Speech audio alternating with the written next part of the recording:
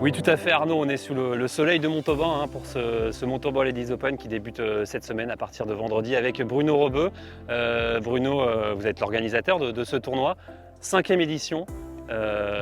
Qu'est-ce que ça fait de revenir tous les ans? C'est déjà une fierté, je suppose, pour vous et pour Oui, Montauban? c'est déjà une fierté parce qu'en 2019, quand on avait lancé le tournoi, on était un petit peu dans l'incertitude. Est-ce que les joueurs allaient adhérer? Est-ce que la ville de Montauban allait être satisfaite de ce nouvel événement dans un pays du rugby? Est-ce que le golf allait marcher ici à Montauban, en Occitanie? Et puis finalement, 5 ans après, on est toujours là et fiers d'être ici. Et tout progresse, voilà. Et on est donc ravis et prêts pour cette 5e édition. Et on le dit, chaque année, cette ville de Montauban vibre pour tous les événements sportifs. C'est vraiment une ville qui vibre pour le sport.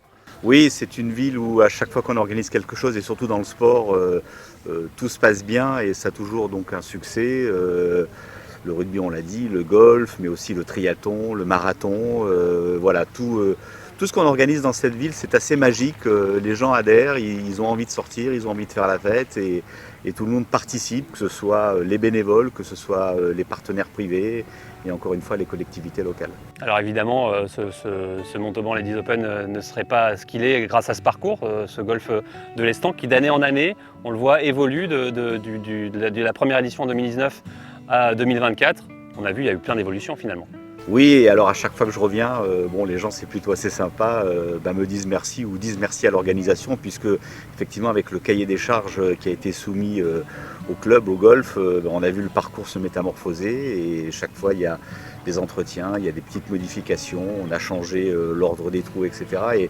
Et c'est vrai que le fait d'avoir un événement chaque année, un événement professionnel avec un cahier des charges un petit peu strict, permet au golf d'améliorer son parcours et de le rendre formidable pour les membres du club parce que nous on est là que pour 3 jours mais les membres en profitent toute l'année. Ouais, ça pousse le parcours vers le haut d'avoir une épreuve quelle qu'elle soit sur son terrain, quoi. Oui, absolument, parce que d'abord, il y a donc un cahier des charges, il faut avoir un parcours digne de ce nom pour pouvoir recevoir des joueuses professionnelles. Et puis aussi les greenkeepers qui travaillent toute l'année pour les membres du club. Là, quand on leur dit vous allez recevoir les futures meilleures joueuses européennes, des filles qui viennent du monde entier, c'est un challenge pour eux et ils se prennent au jeu et ils ont envie de faire en sorte que le parcours soit fantastique. Donc ils travaillent beaucoup plus, comme on peut imaginer, pour le faire monter en pression. Et donc c'est vrai que les résultats sont là. Alors cette année ça n'a pas été facile puisque comme c'est on a eu des conditions météo très difficiles. Ils n'ont pu accéder au parcours qu'il y a une dizaine de jours alors qu'ils auraient dû le préparer depuis 3 mois. Mais on ne pouvait pas accéder parce que le parcours était trempé.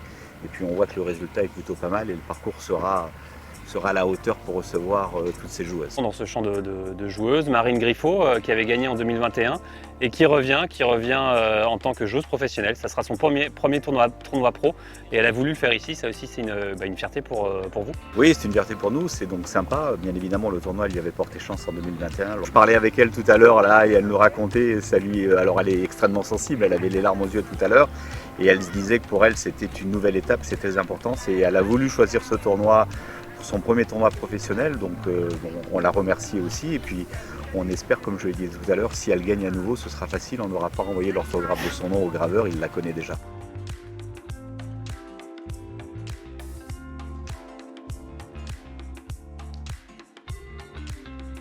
J'aime beaucoup revenir ici parce que c'est un peu ma happy place. Je me sens bien, j'ai des bons souvenirs, donc à chaque fois que je passe autour du 18, j'arrive à me remémorer un peu tout ce qui s'est passé, les frissons qui remontent. Et puis quand les gens me demandent, je deviens même peut-être trop émotive parce que je me souviens de vraiment beaucoup de choses, mais c'est vraiment un plaisir de revenir ici pour se remémorer tous ces beaux souvenirs.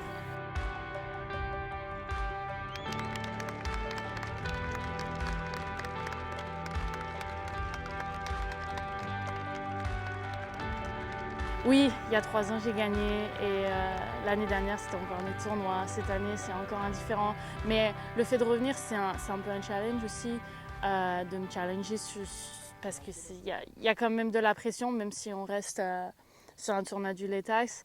Mais j'ai vraiment envie d'avancer en mode c'est un nouveau tournoi et c'est un nouveau process et tout est différent en fait. Mais après, bien sûr, par contre, quand j'ai fini ma partie, je me permets de repenser au bon moment parce que c'est des trucs qu'il faut aussi que je prenne pour moi parce que c'est ce qui fait que je peux avoir beaucoup de confiance et ce qui fait qu'en fait je suis à l'aise.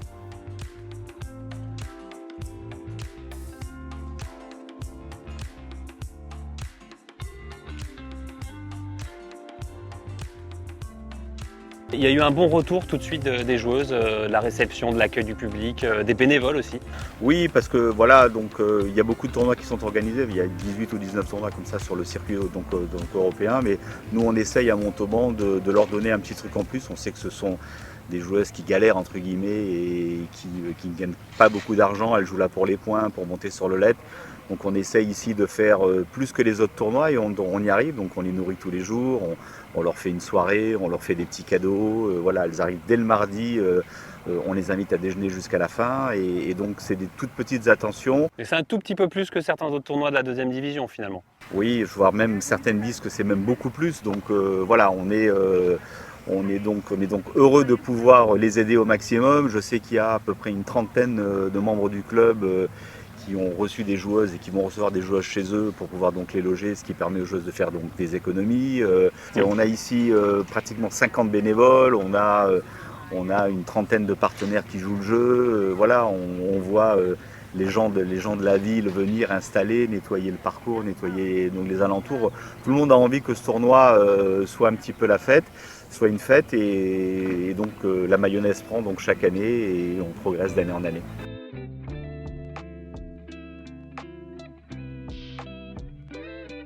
Un tournoi où l'on retrouve côté français Lucie André qui a participé à tous les Montauban Ladies Open depuis 2019. La joueuse de Bourg-en-Bresse avait notamment terminé 3e en 2022.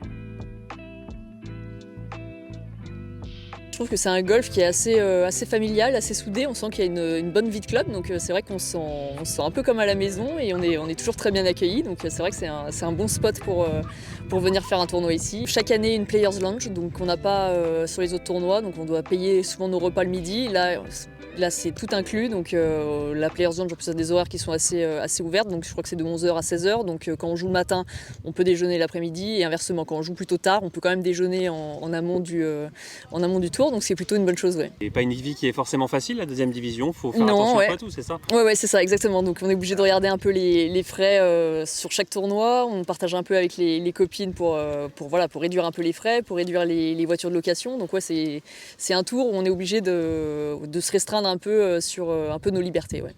Quand on voit cette semaine, il y a des bénévoles qui prêtent leur maison, qui accueillent les Ouais. joueuses, ça c'est pas si souvent aussi? Ça nous arrive souvent dans les pays nordiques, donc souvent en Suède et au Danemark, où on a ce petit plus en fait sur les tournois qui est une bonne aide, parce que c'est vrai qu'on n'a pas les frais d'hôtel à payer du coup.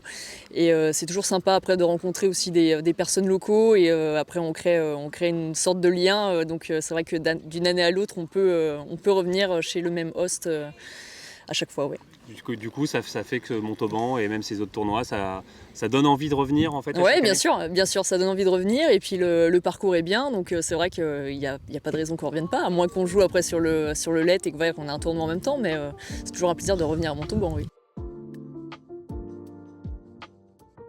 Pour terminer, on va dire 3 bonnes raisons de venir. Déjà, c'est gratuit. Si vous êtes dans la région de Montauban, venir voir ces joueuses en devenir finalement. Oui, absolument. Donc je répète, il y a 108 joueuses, 26 nationalités, les 5 continents. Donc on a des joueuses qui viennent de Nouvelle-Zélande, d'Australie, de Singapour, des États-Unis.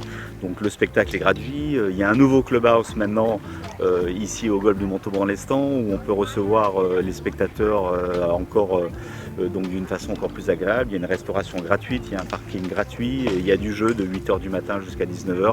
Il faut venir voir jouer ces joueuses. Alors en tout cas, c'est une très belle fête et du coup, rendez-vous à partir de vendredi pour le premier tour de son Montauban Ladies Open.